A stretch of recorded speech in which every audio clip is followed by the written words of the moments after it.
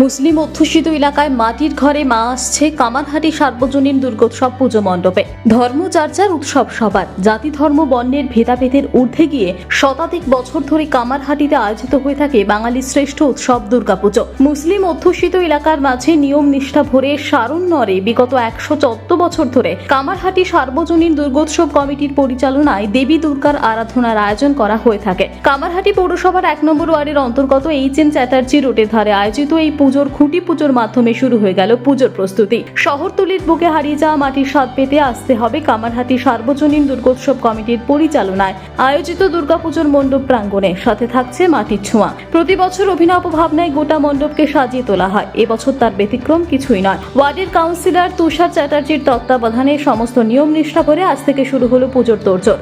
এলাকার হিন্দুদের পাশাপাশি পুজোকে ঘিরে এলাকার মুসলিম ধর্মাবলম্বী মানুষেরাও সামিল হন পুজোতে। এদিন উদ্যোক্তাদের সাথে সাথেও এলাকার মানুষেরাও সামিল হন খুঁটি পুজোয়।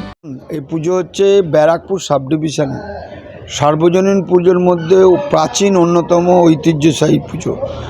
এই পুজো লাস্ট কত বছর বলবো না, 115 বছর 16 বছর পড়লো এই পুজো। কিন্তু আমরা কামারহাটি বিশেষ করে এই সংখ্যালঘু অধ্যুষিত এরিয়ায় আমরা দীর্ঘদিন ধরে সর্বশ্রেষ্ঠ পুজো হিসাবে আমাদের এটা একটা পরম্পরা হয়ে গেছে। মুখ্যমন্ত্রী নিজেও আন্দোলনকে সমর্থন জানিয়েছেন নিজের বার্তাতে। আন্দোলনের জায়গা আছে। মা দুর্গাকে আমরা আহ্বান জানাতে এসেছি। মা দুর্গা আমাদের হৃদয়ে আছেন। মা দুর্গাকে আমরা যদি পুজোর মাধ্যমে নিয়ে চলি, আমি তো সর্বদা মা দুর্গা পুজো করে এসেছি, পুজো করব। পুজোই আমার জন্য আসল।